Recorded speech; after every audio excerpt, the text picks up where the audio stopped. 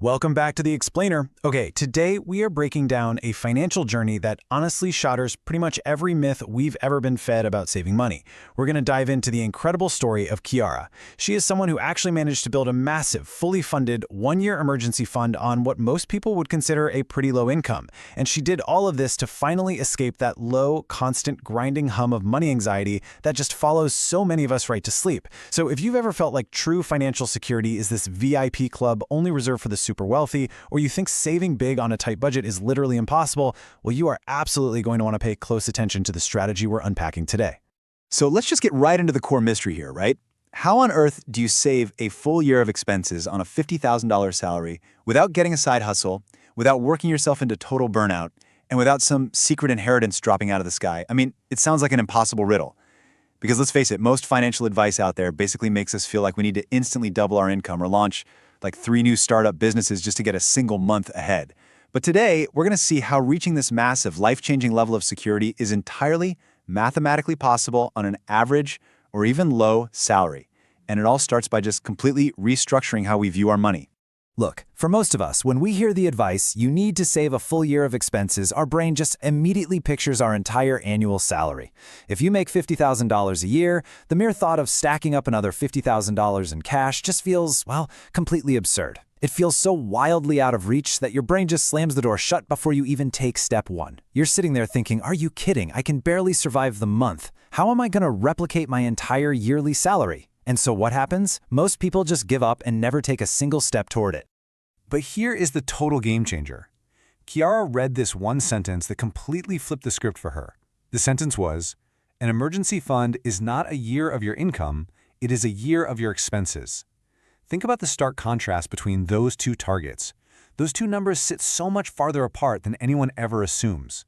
For Kiara, her rent, her basic groceries, insurance, utilities, basically the true bare-bones cost of keeping her life running, came out to roughly $2,500 a month. Over 12 months, that's $30,000. Now, yeah, $30,000 is still a serious mountain to climb, but compared to 50 grand, it's a completely different, vastly more realistic target for her paycheck. Let's actually break down the honest, unglamorous math of that $50,000 paycheck. Because, the number on your offer letter, yeah, that's not what hits your bank account. Social Security, Medicare, and federal taxes skim about $7,600 right off the top. So Kiara actually took home around $42,000 a year, which is roughly $3,500 a month. But remember her survival number? Her actual survival expenses are only $2,500 a month. And boom, right there, that reveals this crucial unspoken gap of about $1,000 every single month, just hiding in plain sight. For most people, that $1,000 just sort of evaporates into thin air. Kiara's entire master plan was simply to stop letting it disappear. So how do we actually find that gap? Well, Kiara did this brilliant exercise that I literally want you to try right after this explainer. She pulled 3 months of her bank statements, and she did what we call the two-bucket sort. She ruthlessly separated what her life actually costs on a daily basis from what strict survival costs. Bucket 1 is purely survival. Rent, basic groceries, gas to get to work. That's it. Bucket 2 is everything else. Takeout, impulse orders, that fourth streaming service you keep telling yourself you're going to cancel. Look, in a true emergency, Bucket 2 disappears anyway. When Kiara did this honestly, she was absolutely shocked to find that her true survival number was significantly lower than her normal everyday spending. Okay, but here's the thing. You don't just wake up and start chasing 30 grand. No way. You pivot to this incredibly unglamorous but absolutely crucial first step, saving a tiny $1,000 shock absorber. Did you know a staggering number of Americans literally could not cover a $1,000 surprise without reaching for a credit card? That is terrifying. So before Kiara even thought about chasing a full year of anything, she just tucked $1,000 away into a completely separate account. I know it sounds super modest, but trust me, this first $1,000 is actually the single most important amount in the entire plan. And why is that first thousand so incredibly vital? Well, because it quietly buys you out of what we call the debt spiral. It is a brutal trap. Picture this. Someone with zero cushion gets hit by a $500 flat tire. That expense goes straight onto a credit card charging 20% interest, or even worse, a payday loan. Suddenly, those new minimum payments eat right into next month's budget, making the next surprise even harder to absorb, which forces them into even more debt. It's a nightmare, but that $1,000 buffer, it stops the cycle dead in its tracks before it can even start. It literally turns a crisis into a mere inconvenience.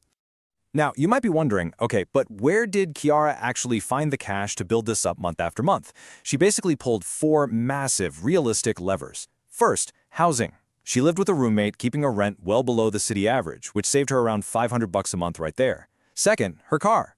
She drove a totally dependable, fully paid-off used car instead of drowning in massive monthly payments for some shiny new model.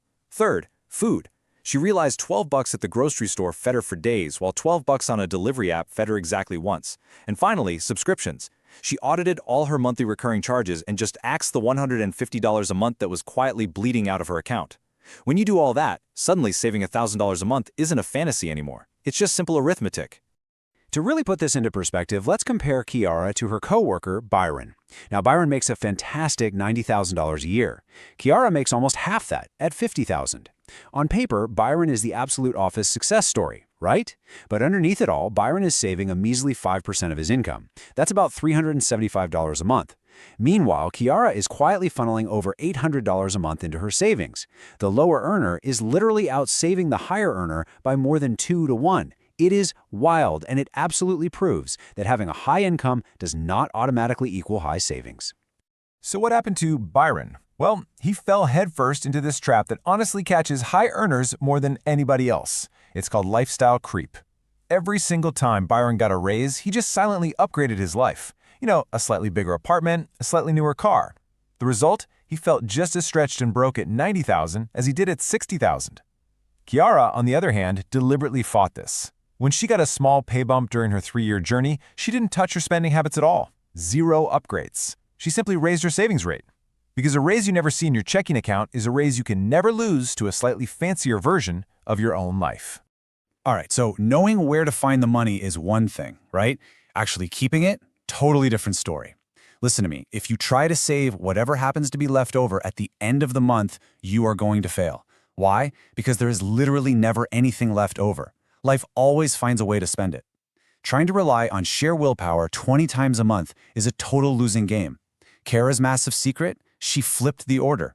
On the exact day her paycheck arrived, a fixed amount automatically transferred right into her savings before her brain could even register it existed. She basically stepped entirely out of her own way and just let the machine run. And listen, where you actually park that automated money matters so much. If you leave it in an average traditional savings account, you're earning less than 0.5%. On a $30,000 balance, that earns you a genuinely pitiful $117 a year. But if you simply move that exact same cash to a government-backed high-yield savings account paying around 4%, you're suddenly earning roughly $1,200 a year in completely free cash. Plus, these high-yield accounts usually live at completely separate online banks. And that is brilliant, because it builds in a day or two of friction to transfer the money back to your checking, which perfectly prevents some random late-night Amazon craving from raiding your hard-earned security fund.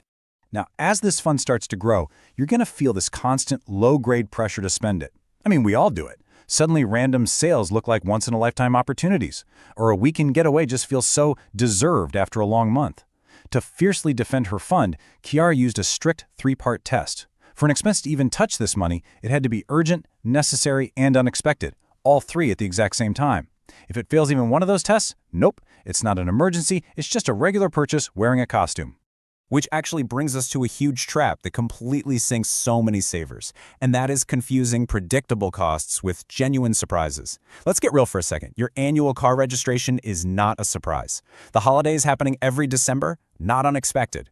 These predictable costs absolutely do not belong in your emergency fund. They belong in what we call a sinking fund. That's just a small, separate stash you feed a tiny bit each month for expenses you can already see rolling towards you. By organizing your money this way, your true emergency fund completely stops getting raided for things that were literally never emergencies to begin with. And organizing your money like that is how you actually survive the long haul. Because, let's be super clear here, this was absolutely not an overnight success story. The whole plan took Kiara 3 solid years to run. Long financial goals often die in this terrible place called the invisible middle, where you've forgotten the starting line, but the finish line just feels impossibly far away. To survive this, Kiara celebrated very specific milestones. The starter 1,000 in month 1, the 3-month mark that proved she could absorb ordinary disasters, crossing half a year of strict survival. And then finally, that long, steady march to year 3. Giving that massive stretch of time some texture kept her motivated and kept the automated system humming along to the very end. And when you finally hit that 1-year mark, Man, the real prize isn't even the pile of cash. I mean, sure, that's great for fixing a broken car or whatever. But the ultimate prize is this massive, fundamental shift from fear to power. Having a full year of runway means you literally stop making life choices based on panic. You can hold out during a layoff for the exact right job, rather than jumping at the very first desperate offer. You suddenly gain the absolute power to say no to toxic situations and yes to incredible opportunities. It literally provides a wall of options standing between you and the worst version of your life. It is, quite simply, quiet freedom. But reaching this summit actually introduces a completely brand new, kind of unexpected problem. Once you have this massive amount of cash sitting safely in an account, a quiet tug-of-war begins. You obviously need it to be liquid and safe, but leaving cash sitting perfectly still forever means you are slowly losing ground to rising prices and inflation, season after season. So how in the world do you keep this hard-earned security completely safe while flat-out refusing to let inflation shrink it? Well, the answer actually lies in the least glamorous yet most powerful corner of investing: government bonds. But hey, that is a doorway for our next explainer. Until then, ask yourself, what is your true survival number? Start right there, build your buffer, and take your very first step toward quiet freedom.